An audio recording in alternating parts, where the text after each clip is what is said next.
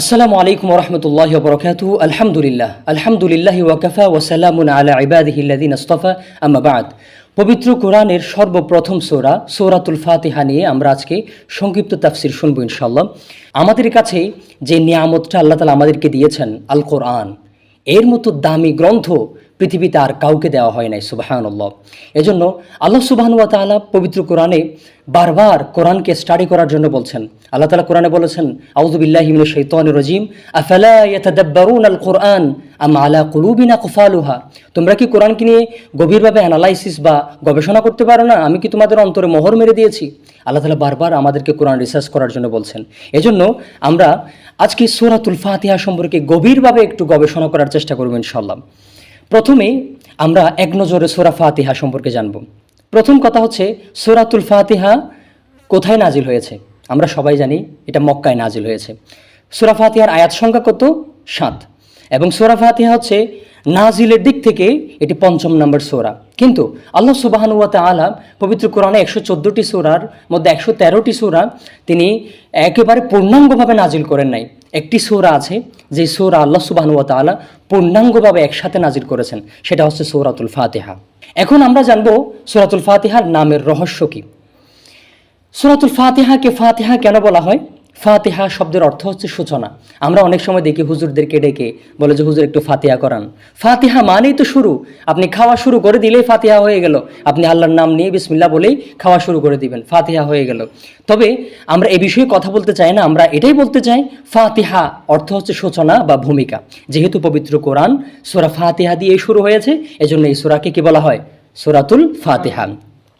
এরপর আমরা আরও পবিত্র কোরআনের প্রথম নাম্বার সূরা ফাতিহার 3টি নাম সম্পর্কে আমরা জানব। প্রথম নাম্বার নাম হচ্ছে ফাতিহাতুল কিতাব, অর্থাৎ কোরআনের সূচনা। যেহেতু পবিত্র কোরআন শুরু হয়েছে সূরা ফাতিহা দিয়ে, এজন্য এই সূরাকে কি বলা হয়? ফাতিহাতুল কিতাব। দ্বিতীয় নাম্বার সূরা ফাতিহার যে নামটি আমরা আপনাদের সামনে বলবো সেটা হচ্ছে উম্মুল কোরআন, তথা কোরআনের মা বলা হয়। আমরা জানি মক্কা নগরীকে বলা হয় উম্মুল কোরা। কোরা মানে হচ্ছে কারিয়াতুন থেকে এসেছে, গ্রাম। মক্কাকে বলা হয় সমস্ত নগরীর মা, অর্থাৎ মক্কা নগরীকে সমস্ত নগরীর মা কেন বলা হয়? সারা পৃথিবীর সমস্ত মানুষ মক্কায় এসে হজ করে উমরা করার জন্য একত্রিত হয়, জমায়েত হয়, সেজন্য মক্কাকে কি বলা হয়? উম্মুল কোরা। আবার পবিত্র কোরআনের সূরা ফাতিহার মধ্যে পুরো কোরআনের সারমর্ম এখানে এসে জমা হয়েছে, একত্রিত হয়েছে, এজন্য সূরা ফাতিহাকে বলা হয় উম্মুল কোরআন তথা কোরআনের মা। তৃতীয় নম্বরে সূরা ফাতিহাকে বলা হয় আস-সাবউল মাথানি, তথা বারবার পঠিতব্য 7টি আয়াত। আমরা প্রত্যেকটি নামাজের প্রত্যেক রাকাতে আমরা সূরা ফাতিহা পড়ি, কিন্তু আমরা কখনো সূরা ফাতিহা নিয়ে বিরক্ত হই নাই। যেমন ইমাম সাহেবকে আমরা কখনো বলি নাই যে প্রত্যেক দিন আপনি সূরা ফাতিহা দিয়ে শুরু করেন, আজকে সূরা ইখলাস দিয়ে শুরু করেন, বলি নাই। কারণ সূরাতুল ফাতিহা এমন একটি সূরা যে এই সূরার মধ্যে একটি আলাদা স্বাদ, আলাদা একটি মজা আছে, আলহামদুলিল্লাহ। এজন্য এটাকে বলা হয় আস-সাবউল মাথানি, বারবার পঠিতব্য সূরা। এরপরে আমরা জানবো শানে নুজুল সম্পর্কে। প্রত্যেকটি সূরার এক একটি শানে নুজুল আছে, কি কারণে সূরাটি নাজিল হয়েছে। যেমন আমরা জানি সূরা কাফিরুন, সূরা কাফিরুনের শানে নুজুল হচ্ছে মক্কার কাফির মুশরিকরা বারবার রাসূলের কাছে এসে বলতেছে, হে মুহাম্মদ, আপনি কিছুদিন আমাদের ইবাদত করেন, আমরা কিছুদিন আপনার ইবাদত করব। আপনি কিছুদিন আমাদের গির্জাতে, আমাদের মন্দিরে এসে ইবাদত করেন, আমরা কিছুদিন আপনাদের মসজিদে গিয়ে ইবাদত করব। তখন আল্লাহ তাআলা নাজিল করে দিলেন, কুল ইয়া আইয়ুহাল কাফিরুন লা আ'বুদু মা তা'বুদুন, তোমরা যার ইবাদত করো আমি তার ইবাদত করি না। লাকুম দীনুকুম ওয়ালিয়া দীন, তোমাদের ধর্ম তোমাদের জন্য, আমাদের ধর্ম আমাদের জন্য। তো এভাবে প্রত্যেকটি সূরার এক একটি শান নুজুল আছে, কিন্তু বিশুদ্ধ সব তাফসির ঘাটলে দেখা যায় সূরা ফাতিহার কোনো স্পেসিফিক শান নুজুল নাই। কারণ এটি এমন একটি সূরা যে সূরা প্রত্যেকটি জায়গায় এটা একটি উপযুক্ত সূরা। প্রত্যেকটি ক্ষেত্রেই এই সূরা দিয়ে আমরা সমাধান খুঁজে পাবো, সুবহানাল্লাহ। এজন্য এর কোনো স্পেসিফিক শান নুজুল নেই। তবে মক্কার প্রাথমিক যুগে তখন মূর্তি পূজা এবং মুশরিকরা শিরকি কাজে বেশি বেশি লিপ্ত হয়ে যাচ্ছিল, তখন আল্লাহ তাআলা সূরা ফাতিহা নাজিল করলেন, ইয়্যাকা না'বুদু ওয়া ইয়্যাকা নাস্তাঈন, আমরা তোমার ইবাদত করি, তোমার কাছে সাহায্য চাই। এই সূরার মধ্যে তাওহীদের স্বীকৃতি দেওয়া হয়েছে, সুবহানাল্লাহ। এরপর আমরা জানবো এই সূরার কিছু ফজিলত। প্রথম নাম্বার ফজিলত হচ্ছে কোরআনের সবচাইতে মর্যাদাপূর্ণ সূরা হচ্ছে সূরা ফাতিহা। রাসূল সাল্লাল্লাহু আলাইহি ওয়াসাল্লাম একদিন এক সাহাবীকে বলতেছিলেন, লাউ আল্লিমান্নাকা আ'যামা সূরাতিন ফিল কোরআন, আমি তোমাকে কোরআনের সবচাইতে মহান একটি সূরা শিক্ষা দিব। সেই সূরা হচ্ছে সূরাতুল ফাতিহা। এটি বুখারীর 4474 4474 নম্বর হাদিসে সূরা ফাতিহাকে সবচেয়ে মর্যাদাপূর্ণ সূরা হিসেবে আখ্যায়িত করা হয়েছে। এরপরে এই সূরার ফজিলত হচ্ছে রোগের চিকিৎসা হচ্ছে এই সূরা। কিভাবে? একদিন রাসূল সাল্লাল্লাহু আলাইহি ওয়াসাল্লামের একজন সাহাবী একটা কাফেলা নিয়ে বের হয়েছেন। তো ওখানে দেখা যাচ্ছে এক গোত্রের প্রধানকে সাপে কামড়িয়েছে। তো সাপে কামড়ানোর ফলে তার সাপের বিষের কারণে তীব্র যন্ত্রণায় ভুগতেছিল। তখন রাসূল সাল্লাল্লাহু ওই সাহাবী গিয়ে সূরাতুল ফাতিহা পড়ে ফু দেওয়ার সাথে সাথে ওই গোত্র প্রধান সুস্থ হয়ে গেল। আল্লাহু আকবার। তখন রাসূলের কাছে এসে এই ঘটনা বর্ণনা করলেন। তার মানে বোঝা গেল সূরাতুল ফাতিহা হচ্ছে সমস্ত রোগের চিকিৎসা। এজন্য তাফসীর ইবনে কাসিরে আছে রাসূল সাল্লাল্লাহু আলাইহি ওয়াসাল্লাম বলেছেন ফাতিহাতুল কিতাবি শিফাউন মিন কুল্লি সুম, অর্থাৎ সূরা ফাতিহা হচ্ছে সমস্ত রোগের শিফা। আল্লাহু আকবার। আমরা কিন্তু আমাদের যখন বিভিন্ন রোগ ব্যাধি হয় আমরা ডাক্তার বৈদ্য সবখানে যাই, কিন্তু আমরা কোরআন দিয়ে চিকিৎসা করি না। আল্লাহ রাসূল সাল্লাল্লাহু আলাইহি ওয়াসাল্লামেরও বিভিন্ন রোগে আক্রান্ত হয়েছিলেন তিনিও। রাসূল সাল্লাল্লাহু আলাইহি ওয়াসাল্লামকেও জাদু করা হয়েছিল। রাসূলের জাদুকে নস্যাৎ করে দেওয়ার জন্য আল্লাহ তাআলা সূরা ফালাক এবং সূরা নাস নাজিল করে দিয়েছিল। আল্লাহু আকবার। এজন্য পবিত্র কোরআনকে ওয়ানুনাজ্জিলু মিনাল কোরআনি মা হুয়া শিফাউ ওয়া রাহমাতুল লিল মুমিনিন, এই কোরআন হচ্ছে শিফা। এজন্য আমরা আজকে থেকে কোরআন দিয়ে চিকিৎসা করব ইনশাআল্লাহ। তারপরে এই সূরা ফাতিহার আরেকটি ফজিলত হচ্ছে এটি হচ্ছে উজ্জ্বল আলো। একদিন জিবরিল আলাইহিস সালামের সঙ্গে রাসূল সাল্লাল্লাহু আলাইহি ওয়াসাল্লাম বসা ছিলেন, এমন সময় হঠাৎ করে আসমানের একটা দরজা খুলে গেল। তখন এই দরজা আগে কখনো খোলা হয় না, এই সর্বপ্রথম আসমানের একটি দরজা খুলে দেয়া হলো। এরপরে ওই দরজা দিয়ে একজন ফেরেশতা নাজিল হলো। এসে রাসূল ইসলামের কাছে বললেন, ইয়া রাসূলুল্লাহ আপনি সালাম গ্রহণ করুন। আপনার কাছে দুটি নূরের সুসংবাদ আসলো। একটি নূর হচ্ছে সূরা ফাতিহা, আর একটি নূর হচ্ছে সূরা বাকারার শেষ দুই আয়াত। আল্লাহু আকবার। তাহলে এই দুটি নূর পৃথিবীর কোনো নবী রাসূলকে দেয়া হয় নাই, আমাদেরকে দেয়া হয়েছে। এজন্য সূরা ফাতিহা হচ্ছে আমাদের জন্য জ্বলন্ত একটি নূর বা আলো। আল্লাহু আকবার। এখন আমরা জানবো সূরাতুল ফাতিহাকে 3 পার্টে ভাগ করা হয়েছে। প্রথম পার্টে আল্লাহ সুবহানাহু ওয়া তাআলা নিজের পরিচয় দিয়েছেন। দ্বিতীয় পার্টে আল্লাহ এবং বান্দার মাঝে একটি সম্পর্ক তুলে ধরা হয়েছে, একটি চুক্তি তুলে ধরা হয়েছে। তৃতীয় নাম্বার পার্টে বান্দার পরিচয় তুলে ধরা হয়েছে। এখন আমরা সরাসরি তাফসীরের দিকে এগিয়ে যাচ্ছি। সূরাতুল ফাতিহা শুরু করার আগে আমরা কি পড়ি? আউযু বিল্লাহি মিনাশ শাইতানির রাজিম। আমরা পবিত্র কোরআন তেলাওয়াতের শুরুতে কি পড়ি? আউযু বিল্লাহি মিনাশ শাইতানির রাজিম। এর অর্থ কি? আমরা বিতাড়িত শয়তান থেকে আল্লাহর কাছে কি চাই? আশ্রয় চাই। কেন আমরা আউযু বিল্লাহি মিনাশ শাইতানির রাজিম পড়ি? এর একটি কারণ আছে। কারণ আমরা কোরআন পড়লেই তো বুঝতে পারি শয়তানের চক্রান্ত, শয়তানের ওয়াসওয়াসা কীরকম হতে পারে, শয়তান কতটা খারাপ, এটা আমরা বুঝতে পারি কোরআন পড়লে। সেজন্য আমরা যখন কোরআন তেলাওয়াত করি শয়তান আমাদেরকে বেশি বেশি ওয়াসওয়াসা দেয়। এজন্য আমরা কোরআন পড়ার শুরুতেই আমরা শয়তান থেকে দূরে সরে যাচ্ছি আউযু বিল্লাহি মিনাশ শাইতানির রাজিম বলার কারণে। আউযু বিল্লাহি মিনাশ শাইতানির রাজিম পড়ার পর আমরা কি পড়ি? বিসমিল্লাহির রহমানির রহিম। এর অর্থ হচ্ছে পরম করুণাময় অসীম দয়ালু আল্লাহর নামে শুরু করছি। এরপর আল্লাহর নাম দিয়ে আমরা শুরু করলাম। কেন? প্রত্যেকটি ভালো কাজ আল্লাহর নাম দিয়ে শুরু করতে হয়।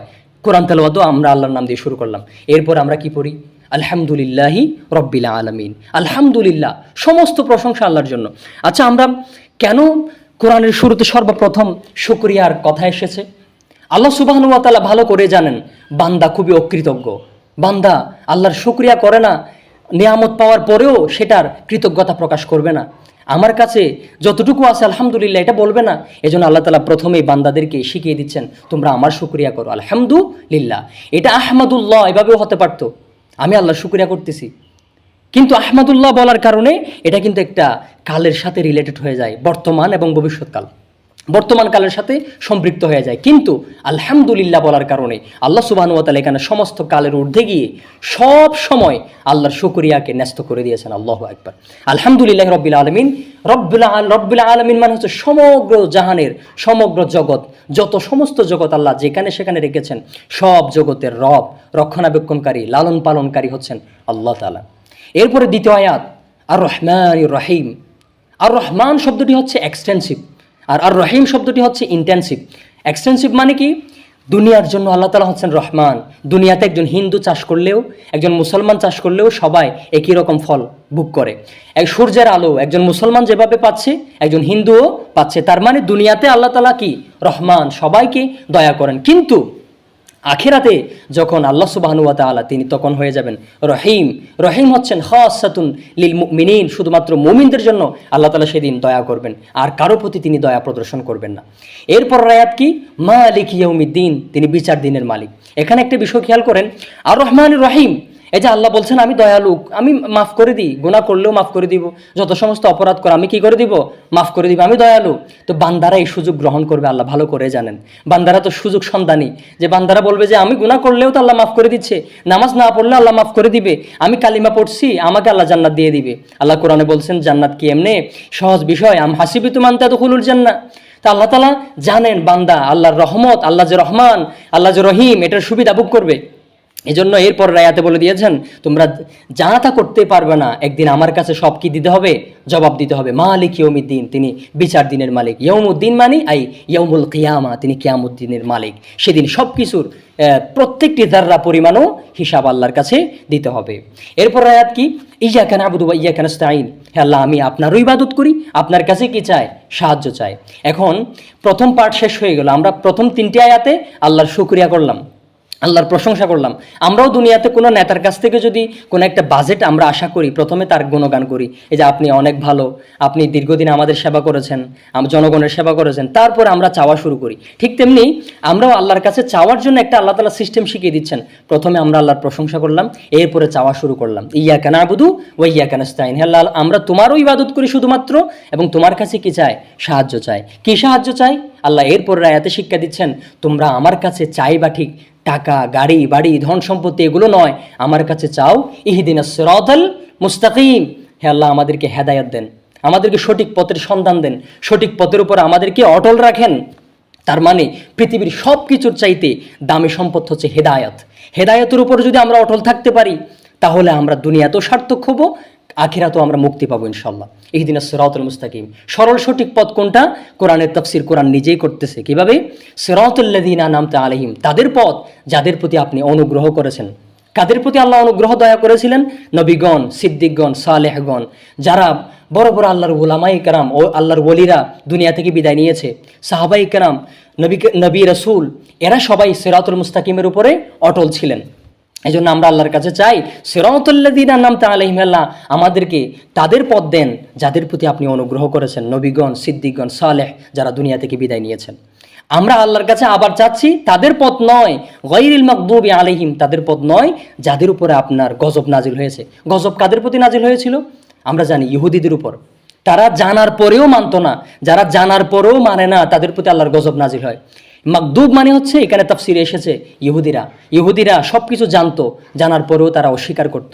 যেভাবে আজকে ফিলিস্তিনে মুসলমানরা নির্যাতিত, ইহুদিরা ফিলিস্তিনের মুসলমানদেরকে নির্মমভাবে নির্যাতন করতেছে। এই যে ইহুদিদের উপর একদিন গজব আসবে ইনশাল্লাহ। কারণ রাসূল সাল্লাল্লাহু আলাইহি ওয়াসাল্লামের হাদিস থেকে আমরা জানতে পারি, বুখারী মুসলিমের হাদিস, একদিন এক সময় এমন আসবে ইহুদিদেরকে মুসলমানরা এমনভাবে মারবে, এমনকি ইহুদিরা ভয়ে তারা গাছের নিচে, পাথরের নিচে লুকিয়ে থাকবে। তখন গাছ এবং পাথর বলবে, হে মুসলমান এদিকে আসো, আমার পিছনে ইহুদি লুকিয়ে আছে, তাকে ধরো এবং তাকে হত্যা করো। সুবহানাল্লাহ।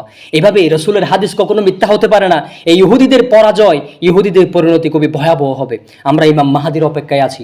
ইমাম মাহাদি আসলে আমরা সারা জাহানে মুসলমানকে আবার নেতৃত্বের আসনে দেখবো ইনশাআল্লাহ। গায়রিল মাগদুব, হে আল্লাহ আমাদেরকে যারা গজবপ্রাপ্ত তাদের পথ দিয়েন না, ওয়ালাদ দলিন, এবং যারা দলিন এবং যারা পথভ্রষ্ট। দলিনের তাফসিরে এসেছে তারা হচ্ছে খ্রিস্টান, তারা না জেনে, তারা জানতো না, না জেনে তারা আমল করত। এলম ছাড়া আমল আসলে খুবই ভয়াবহ। আমরা যদি কোনো পড়াশোনা না করে আমল করি, এটা আমাদেরকে পথভ্রষ্টতার দিকে নিয়ে যাবে। আমাদের মধ্যে অনেকে আছে যারা না জেনে অনেক কিছু শুনে শুনে আমল করে। এক হুজুর বলছে এমনি আমল করা শুরু করে দিয়েছে, কিন্তু আপনি একটা জায়গা জমিন কিনতে যাচ্ছেন, সেখানেও দলিল খুঁজেন, RSBS খতিয়ান আছে কিনা, দলিল খুঁজেন। দলিল ছাড়া আপনি কোনো জায়গা জমিনও কিনেন না। কিন্তু একটা আমল করার ক্ষেত্রে আমাদেরকে আগে দলিল খুঁজতে হবে, এটার কোনো রেফারেন্স আছে কিনা। কোনো একটা কথা শুনেই আমরা আমল করে দিব না, এটার দলিল ভিত্তিক আমাদেরকে রেফারেন্স খুঁজতে হবে, এরপরে আমাদেরকে আমল করতে হবে। তাহলে আল্লাহর কাছে আমরা চাচ্ছি, আল্লাহ আমাদেরকে গজবপ্রাপ্ত ইহুদি এবং পথভ্রষ্ট খ্রিস্টানদের পথ আমাদেরকে দিবেন না। তাহলে শুধু ইহুদি খ্রিস্টান নয়, এই গায়রিল মাগদুবি আলাইহিম ওয়ালাদ-দাল্লিন, এটা আমরাও হতে পারি। আমরা যদি এভাবে তাদের মতো করে চারিত্রিক বৈশিষ্ট্য ধারণ করি, তাদের মতো করে চলি, তাদের মতো করে আল্লাহর অবাধ্য হই, আমাদের উপরে গজব আসতে দেরি নয়। এই সূরাতুল ফাতিহার সেন্ট্রাল থিম বা মূল শিক্ষা হচ্ছে পূর্ণাঙ্গ প্রার্থনা সর্বশক্তিমান আল্লাহর কাছে হবে, এবং সঠিক পথ এবং সফলতা চাইতে হবে আল্লাহর কাছে। আমরা পৃথিবীতে যাই করি না কেন, যেই অবস্থায় থাকি না কেন, সর্বাবস্থায় আল্লাহর শুকরিয়া করতে হবে। এক নাম্বার শিক্ষা। আমরা দুনিয়াতে কষ্টে থাকি, দুঃখে থাকি, অভাবে থাকি, সব সময় আলহামদুলিল্লাহ, আল্লাহ আমাকে যতটুকু রাখছেন ভালোই রাখছেন, আলহামদুলিল্লাহ। এরপরে চাইতে হবে একমাত্র আল্লাহর কাছে, ইয়াকা না'বুদু ওয়া ইয়াকা নাস্তাইন, কোনো মানুষের কাছে হাত পাতা যাবে না। এরপরে সফলতা চাইতে হবে আল্লাহর কাছে। তারপরে আমরা সব সময় যেভাবে আমরা সফলতা আল্লাহর কাছে চাই, সেভাবে নেগেটিভ জিনিস থেকেও বেঁচে থাকার জন্য আল্লাহর কাছে চাইতে হবে। গায়রিল মাগদুবি আলাইহিম ওয়ালাদ-দাল্লিন, সবসময় সঠিক পথের উপর অটল থাকতে হবে। প্রিয় দর্শক শ্রোতা, যারা আজকে দার্সুল কোরআন সূরা ফাতিহার উপরে এই যে সংক্ষিপ্ত একটা দার্স আপনারা শুনলেন, এই সূরা ফাতিহা অনুযায়ী যাতে আমাদের জীবনকে রাঙাতে পারি, আল্লাহ আমাদের সবাইকে তৌফিক দান করুন, আমিন। এবং আমরা সামনে এভাবেই প্রত্যেকটি সূরা নিয়ে সংক্ষিপ্ত আলোচনা আপনাদের সামনে উপস্থাপন করব। আল্লাহ তাআলা আমাদেরকে হায়াতে তয়্যিবা দান করুন এবং কোরআনের রঙে আমরা যাতে নিজেদের জীবনকে রাঙাতে পারি, আল্লাহ আমাদের সবাইকে তৌফিক দান করুন, আমিন। আসসালামু আলাইকুম ওয়া রাহমাতুল্লাহি ওয়া বারাকাতুহু।